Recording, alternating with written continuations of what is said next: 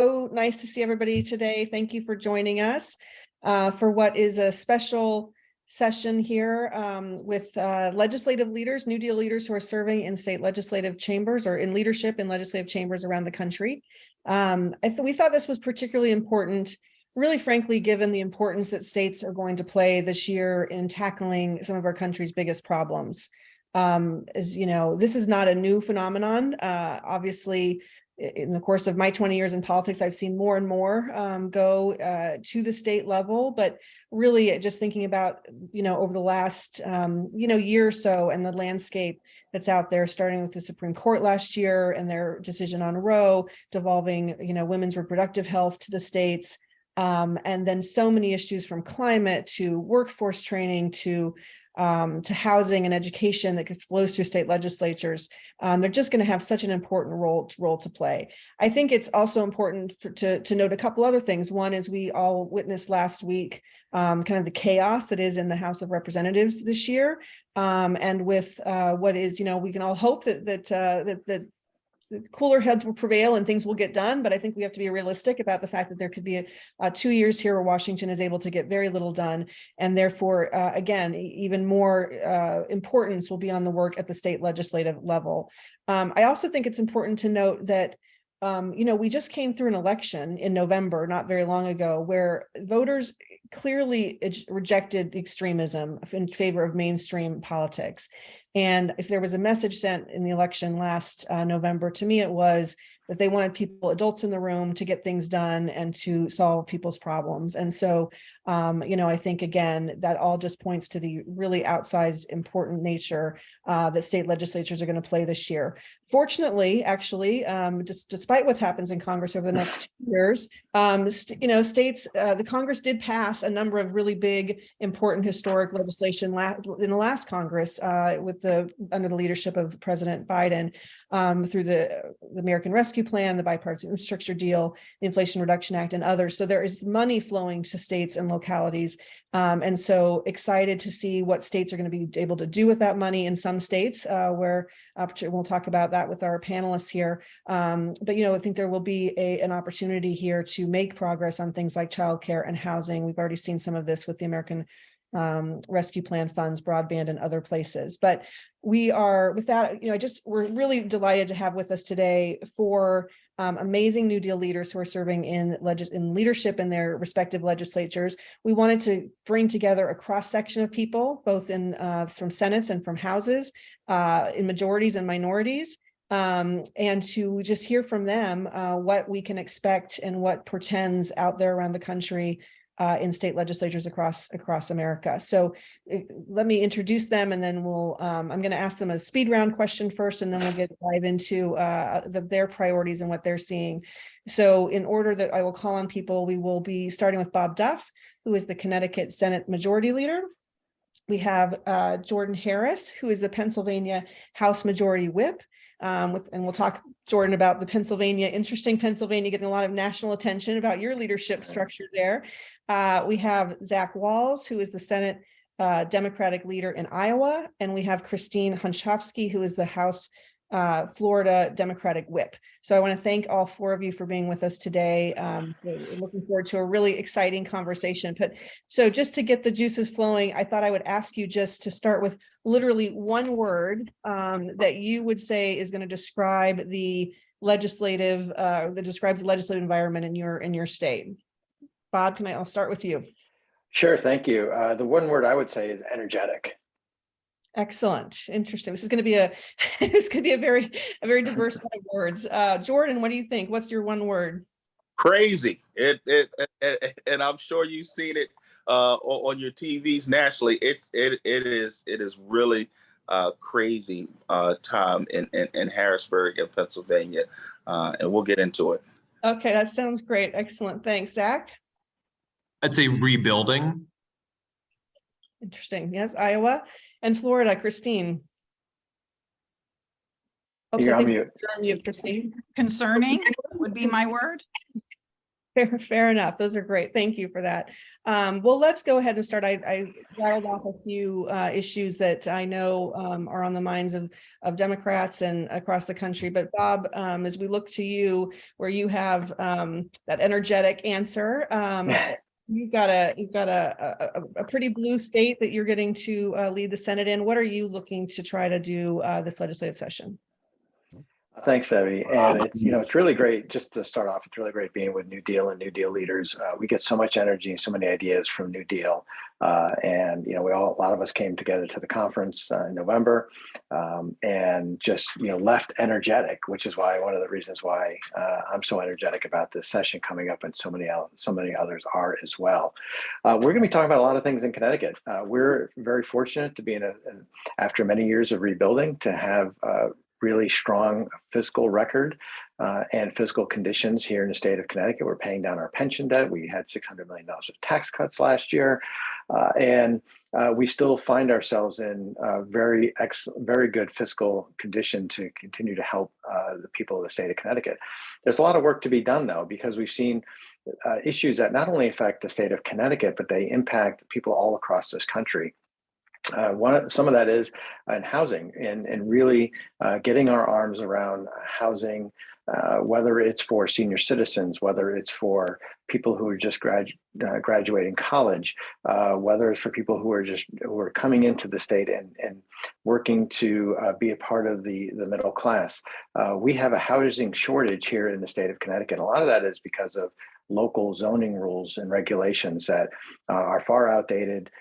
They have roots of racism in them, and we need to put dollars to building more affordable housing and to ensuring that housing builds our economy. Housing is an economic driver, and that is extremely important for us here in the state of Connecticut. Secondly, what we want to do is we want to make sure that we're continuing our workforce development. We were very fortunate years ago under former Senator Will Haskell, who's also another New Deal leader, to put forward a debt-free community college. But we need to do more than that. We need to expand that, and even into our state universities.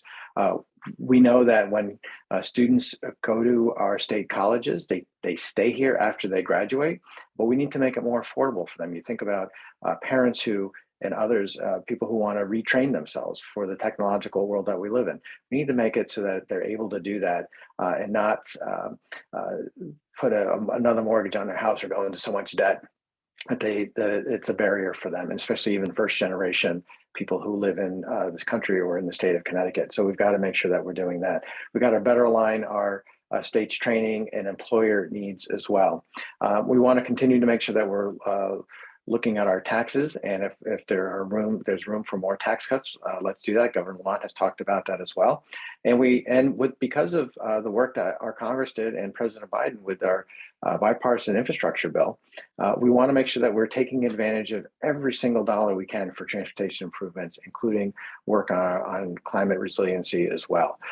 So there's a lot of money to come into Connecticut. We want to make sure that we're ready for that. We have some of the worst traffic in the world. I don't want to say that it's worse than where you are in California, Debbie, but I think we're certainly close on that, on the bad traffic. But again, that costs people thousands of dollars a year, whether they're sitting in traffic or it's for car maintenance or truck maintenance. So we need to make sure we're looking at that. In addition to a lot of other issues, energy, environment, many others, but I'll stop there. A lot of things to do, very energetic about it. I know we can do it. Thanks so much, Bob. And I know a lot of those issues that you mentioned, housing, workforce development, so cross-cutting really across the country, frankly, and Right. transportation. Jordan, let me turn to you. You started with crazy. So tell us a little bit about what the Democratic caucus priorities are in the Pennsylvania House, and also how that's going to play out given the backdrop that maybe you can remind people about what you're going through in terms of your own leadership kind of situation there. So first, thank you so much. It is always a pleasure to be with New Deal leaders from across the country who are doing great work in lifting up people and putting people first in our government. Democrats have a majority for the first time in Pennsylvania's House in more than 12 years. In the minority over the last few years since I've been in, Democrats have held it together. And we're able to, with the backstop of Democratic governors, been able to stop a lot of bad things that the Republican caucus in our House has been advancing. I remember one time we were down to 78 members. The majority in our house is 102. We were down to 78 members, and we're still being able to unify and get things done. Last session with 90 members, we were able to unify and still get things done. So we are, while it's crazy, we are also encouraged by what we can do, what we'll be able to do soon with 102 Democrats in the House of Representatives for the first time in 12 years. It revolves around things like continuing to protect a woman's right to choose and healthcare access here in the Commonwealth, seeing that the Supreme Court will no longer at this time protect a woman. We want to make sure in Pennsylvania that we're not only just protecting her right to choose an abortion, but also increasing access to healthcare for women and families across the Commonwealth of Pennsylvania. A lot of people talk about Pennsylvania, they know about Philadelphia and Pittsburgh, but there's a lot of rural area in between. And we have to increase access to healthcare in those parts. We have to continue to protect our democracy. And what that means is increasing access to vote for voters and stopping bad things like voter ID and other things that are trying to diminish a person's right to vote and have their voice be heard in our Commonwealth. Pennsylvania has been the first in many things and has led the way with regards to criminal justice reform. And we hope to continue to do that here in our next session. My good friend from Connecticut is here, and I know that come the first of this year, Connecticut became one of the new states to be a part of the clean slate movement. In Pennsylvania, we were actually the first state to pass clean slate, which is record sealing, automatic record sealing for those in our communities who have found themselves on the wrong side of the law, but have changed their lives, reformed their lives, and have moved on. We're giving them a second chance in PA, and we're so glad to see Connecticut, states across the country doing the same thing. We want to expand that here in Pennsylvania, but we also got to do things like increase the minimum wage. When you look at it, we are at the federal minimum wage level here in Pennsylvania. It's ridiculous. All of the states around us have increased their minimum wage, yet we're still paying people $7.25 an hour. And in addition to that, we want to increase affordable housing in the Commonwealth of Pennsylvania. I can tell you, I live in Philadelphia. I represent one of the highest gentrifying zip codes in the nation, 19146, one of the highest gentrifying zip codes in the nation. Well, here with our new Democratic majority, we want to expand some of the things that we've done to help people stay in their homes. And we want to also look at how do we increase housing and housing eligibility and the affordability of housing in places like Philadelphia, Pittsburgh, Harrisburg, Allentown, and places in between. We want to return government to focusing on people and not the politics. Policies that really talk to people and affect people, and using the dollars that were coming from the federal government to do just that, investing Pennsylvanians. Pardon me. Fantastic. Thanks so much, Jordan. I really appreciate that that overlook. And it's been really interesting to watch kind of the uniqueness in which, whether or not this is going to be a center out kind of, situation with your leadership in Pennsylvania. So appreciate you kind of bringing us up to speed. Let me turn now to Wahls, again, Senate Democratic leader in Iowa. You used a word rebuilding. You are in a very tough minority in terms of numbers. What does that look like for you in terms of how you approach the legislative session this year, about your priorities, but also just how you're going to kind of operate in that kind of minority? Well, Debbie, first of all, let me echo Bob and Jordan. Wonderful to be with the New Deal leaders, and I had a wonderful time at the conference in December. Look forward to getting together again soon. I said rebuilding both literally. There's a lot of construction happening outside my office. I can see the scaffolding here, and there's a lot of work going on to make sure that our beautiful capital stays in great shape. But obviously, it's a great metaphor for where Iowa Democrats are as a party and trying to figure out where we go from here. That's also why I'm on mute when I'm not speaking. There's a lot of loud noises happening, so I'll try to keep that to a minimum. A few things, you asked how we're going to operate as a caucus, and frankly, I think that actually dictates our legislative agenda in many ways. I'm really proud of our team. Shortly after our leadership election in November, we got right to work with a fantastic leadership planning retreat in December, and just last night, actually, we rolled out our new plan, our path back to the majority strategy to our caucus last night, had a unanimous approval, and really excited to be firing on all cylinders as we move forward. In terms of the legislative agenda, when we're at 16 out of 50, so we just went into the super minority, lost 2 tough incumbent races last year, beat the Republican Senate president, which was fantastic and a huge win for us, the one bright spot of election night here in Iowa. But there's no doubt that there's a lot of work ahead. We know that Republicans here are going to overreach. It's already starting to happen. They're pushing a pretty radical school vouchers program that doesn't have any income limits, doesn't have any essential requirements or strings attached to the schools that would be receiving those vouchers, and would really threaten Iowa's public education system, which is historically been one of the best in the country. Actually, public education is such an important part of our state's identity that when we did all those quarters with the states, we put our schoolhouse in the back of our quarter, and Republicans want to throw that away. We also know that Republicans are going to be advancing very radical anti-abortion legislation that could be some of the most severe in the country. Republicans had previously passed a 6-week ban on abortion, a so-called fetal heartbeat bill, and that's something that we expect to see come again now that we are in a post-Roe environment. Finally, we also know that Republicans are likely to advance a bill that's going to essentially reorganize state government. Now, I will say that as a New Deal leader and a New Deal Democrat, I'm very excited about the opportunity to dig in and find some efficiencies to make government smarter and more responsive. Obviously, the devil will be in the details, and it's very concerning that the governor's team did not include any legislators, Democrat or Republican, in beginning that process. It's something that has been obviously a long time coming. We're probably, frankly, a little overdue for taking a look at some of these things. But it is concerning that the governor did not involve legislators in beginning this process, and that we found out about it only at her condition of the state speech on Tuesday night. Not a great start. Yeah, thanks, Zach. Thanks for the heads up on that reorg as well. Great. Let me just finish up here with in this opening part with Christine Hunschofsky, who again is the Florida Democratic House Whip. Christine, your word was concerning. What's concerning you, and what are Democrats going to do about it? Thank you, Debbie. First of all, I'm so thrilled to be here.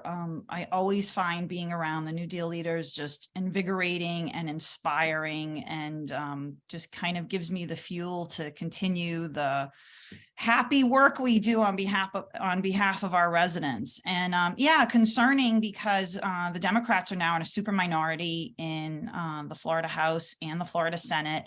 We have in the House 35 out of 120 members. So in many ways, what Zach was talking about, we're doing similar things here. There's a rebuilding within the caucus, a lot of work on training, how we're professionalizing how we operate. And it's not about whether we agree or disagree with the policy. We're also putting forth policy that we believe in, because it's not just saying not that policy, but if you were to have us leading, this is what our policy would look like. Being very proactive. We're looking at a lot of the same things that Zach mentioned, the universal vouchers, additional restrictions on choice for women, and additionally, permitless carry has been mentioned several times by our governor. What I like to call untrained carry, because that's basically what it is. No more license to carry a weapon with you, and no training involved. So what are we doing? We're focusing on some of the things where we can find some bipartisanship, mental health, school safety. There are places where we can work together. It's getting harder and harder. There's something about when there isn't more balance in a state house that you just don't have that same impetus to work together constructively. We had, for example, our second special session on property insurance within the last year. And for those who haven't heard, we have a massive property insurance crisis here in the state of Florida. I have one community, their property insurance and their on fixed income went from $300,000 to $800,000 to $1.2 million. I have residents who their property insurance is going from $5,000 to $10,000. And when we're already in a housing affordability crisis, we can't be compounding that with a property insurance crisis. And unfortunately, the legislation that passed in December, while it had some good things in it, like getting rid of the assignment of benefits, there was really nothing in there to provide relief to our constituents. And in the end, where we sometimes like to govern by headline, groups like to govern by hyperbole, it's the people who are hurting in the process, the people we represent, the people who just want to have a fair shot at making a living and staying in the home that they've invested in, being able to live in the communities they've been in for the last 20 years. And there needs to be more attention to that. And what we've been doing is focusing a lot on those stories and really making sure that with all the Twitter wars and everything else that goes on and these sometimes manufactured crises, that we are never losing sight of the people we represent and the people we work for, and making sure that their struggles and their pain and their experiences are being reflected up in Tallahassee. Yeah, thanks so much, Christine. And I just appreciate, the thought about, trying to see where there's that common ground, right? And to find how we can move balls forward and solve problems, even in these really tough environments. And I don't think you mentioned, obviously, with Florida, redistricting had such a huge role in what, your outcome on that majority was, which is another topic that New Deal cares a lot about. And we need to continue to talk about in the context of democracy, for sure. I'd like to open it up to the whole panel for a minute. We talked a little bit, some of you mentioned some of the federal dollars that were coming, Bob, in particular, about the transportation work you're hoping to see in Connecticut with the bipartisan infrastructure deal money. Are there other things that any of you are focused on that you would want to highlight that you're going to be able to do with some of the federal dollars that are coming to states through those various avenues? And I'll open up to anybody.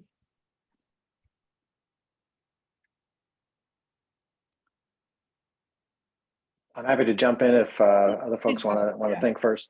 But obviously, we've been very successful utilizing ARPA dollars, and over the last few years, in trying to ensure that, especially when we're focused on from the pandemic with mental health of our school children, and using some dollars from that and propping up education institutions as well, whether it's free admission to museums or other ways in which we have used ARPA dollars. So that has been really a huge win, I think, not only for Connecticut, but for most states, if people have used it responsibly. We have worked on a bipartisan basis, and also with the governor's office, to ensure that ARPA dollars have been utilized in ways that follow the rules, but also help the people of the state of Connecticut. For example, some of the tax cuts we were able to accomplish were used because we had the ability to use some ARPA dollars, whether that was free bus service or even some of our gas tax relief that we were giving people. And that's just a small part of it. But the free museums and part of that around education was extremely important. But so we've been, having that Democratic majority working with President Biden over the last 2 years was very, very important to getting us back on our feet, and also getting shots in arms for the vaccine and getting the economy back moving again. So all of those things, those federal dollars, whether it's for ARPA dollars, whether it's infrastructure, has been really very useful to states and those of us who are really working to spend those dollars responsibly. Thank you. Yeah, sorry, Jordan, go ahead. Okay, real quick, couple things that we've done in Pennsylvania that really have helped money in schools. I mean, we have school building. I have a school building in Philadelphia that dates back to Reconstruction.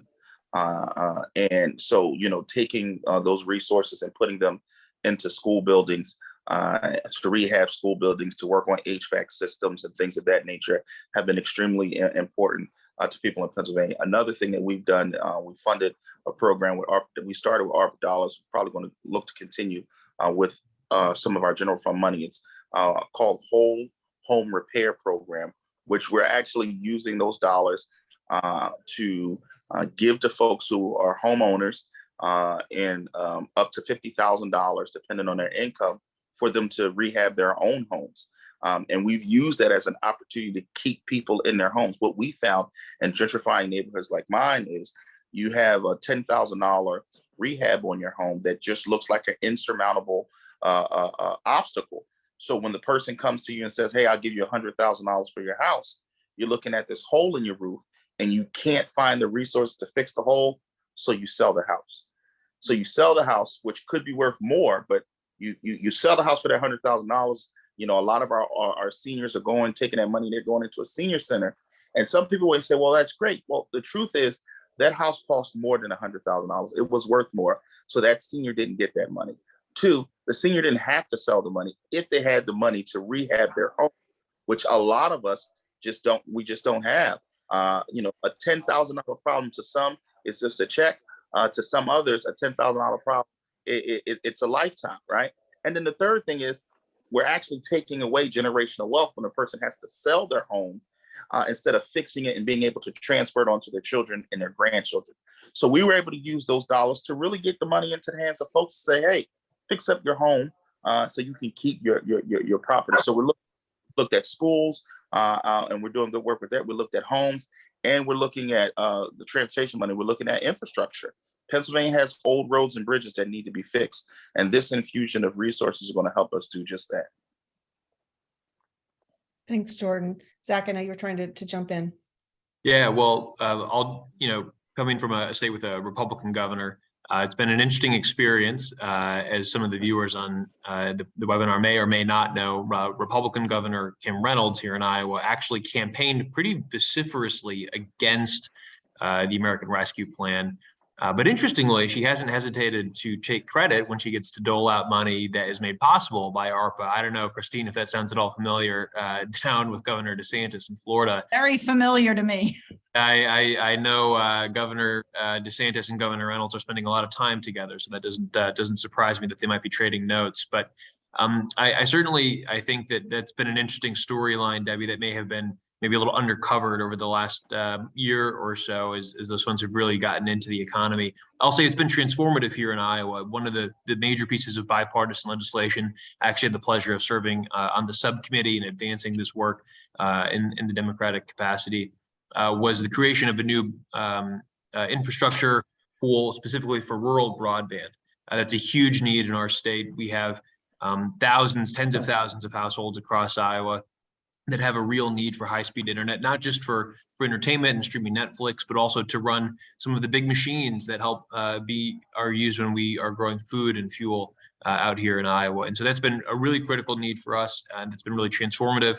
And the state made a small contribution from our state budget, but has paid for the vast majority of those rounds of funding with federal dollars. And we're really excited to see what is coming down the pike with the bipartisan infrastructure deal. Iowa has some of the most structurally deficient roads and bridges in the country by per capita. Again, going back to our ag economy, there are a lot of farm to market roads out there that, just because of the nature of farming and the kind of larger and larger farming implements that are being used, trucks with more and more bushels on them, we just got some real wear and tear that happens on our roads and bridges every year.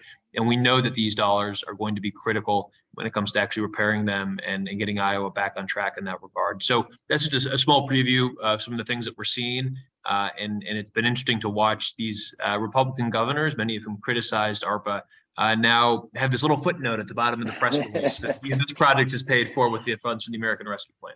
Yeah, absolutely. We'll hear from Christine. And Jack, maybe one thing I'd flag that I know you've talked a lot about too is with the Inflation Reduction Act dollars, this idea of transitioning to a clean energy economy, something that you have said needs federal investment in the past and hope can make a real difference there as well. Christine, Yeah, go ahead, one of the things, and I don't want to reiterate too much of what's been said. So something that I know was incredibly beneficial to families here in Florida from ARPA was the childcare stabilization that we received. Childcare is so expensive right now that people can't afford to go to work. When we talk about economic prosperity and really looking at our economies, making sure people can get to work. We have a workforce issue, but we have a massive childcare issue here in the state of Florida, and especially in South Florida. And the ARPA funding did so much to help make childcare affordable so that people could go to work and their children would be in a safe place where they had quality childcare. infrastructure is becoming more and more the word of the hour in Florida.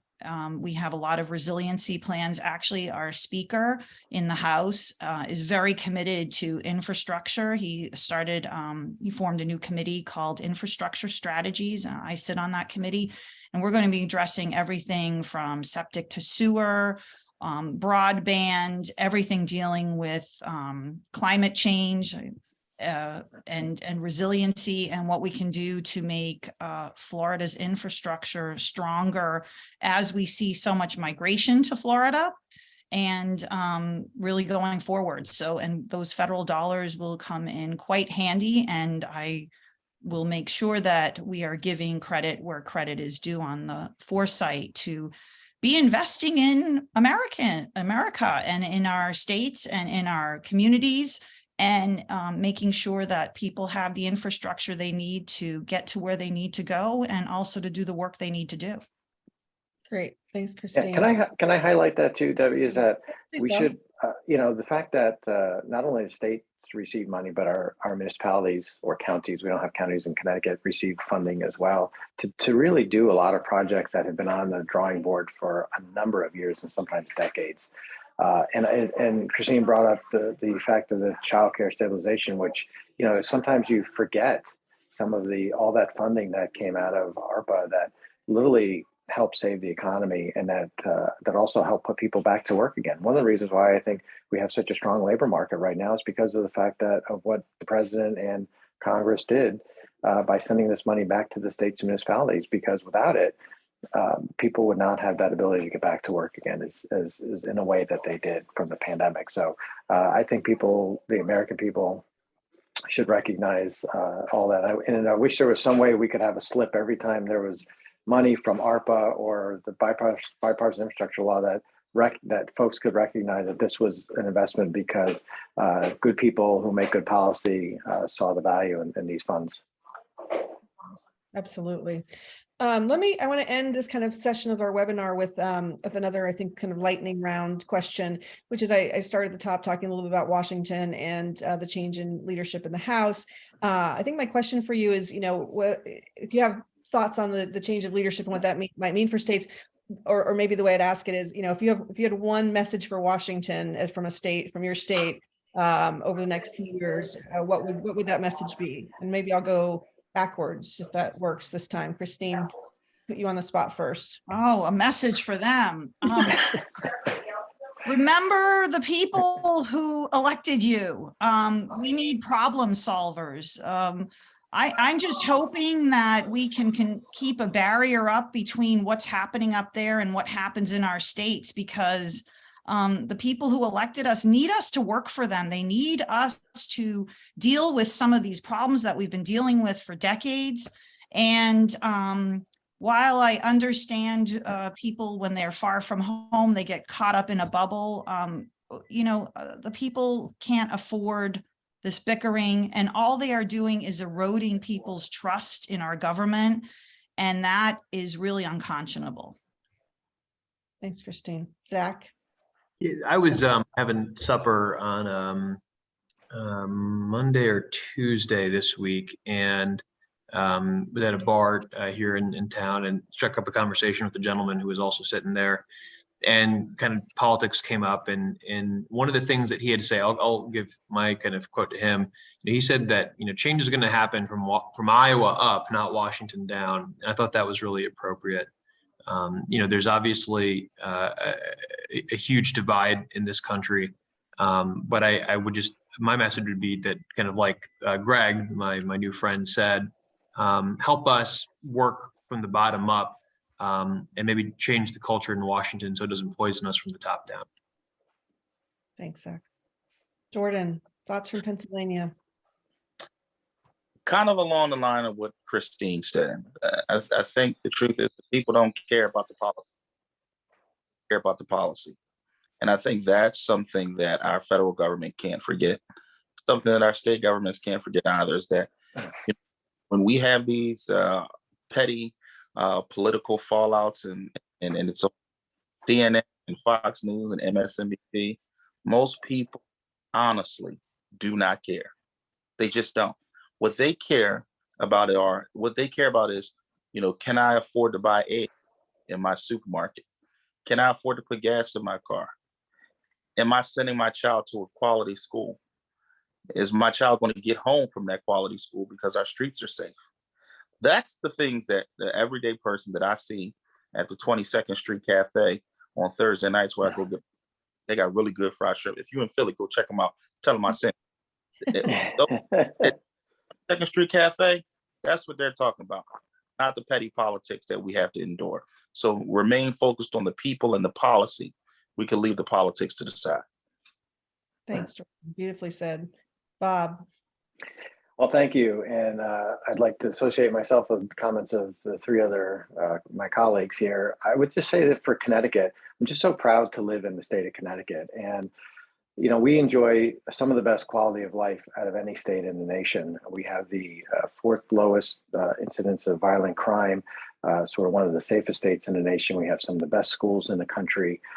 We have the workforce that is the most productive and some of the most Fortune 500 companies per capita in Connecticut. And that's no accident. That's because when we pass legislation based on the values that we have. We have a strong paid family medical leave. We have a high minimum wage. We have strong gun laws. We value education funding, and we're investing in higher education as well.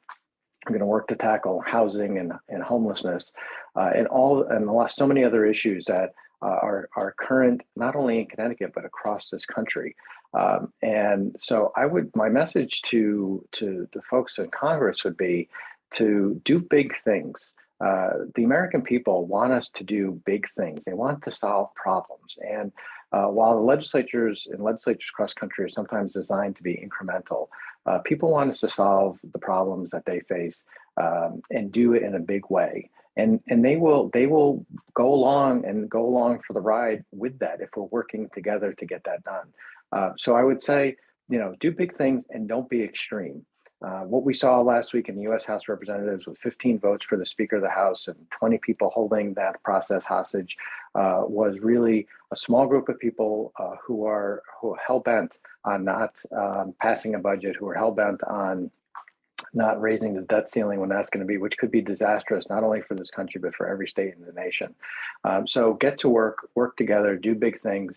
The country will be better off for that, and we will grow and prosper as we have for generations in the past. Thank you so much, Bob. Thanks to all of you. Listening to you kind of particularly in that last answer to all of you, I'm reminded that someone said to me at the conference, somebody mentioned the conference in November, that they love coming to the New Deal because it's a cynicism-free zone. And I was like, I love that. And I want that to be our bumper sticker. Listening to all of you just about how we're going to solve people's problems is so inspiring. And we will be following what you're all doing in your states. We will be reporting back to our leaders and other members around the country throughout the year. And just thank you for all 4 of you for your leadership in your respective legislative bodies. You have a lot of weight on your shoulders to solve those big problems we've been talking about, but I have every confidence that you will do it. So thank you so much. I want to thank everyone who joined us for the webinar portion of this session.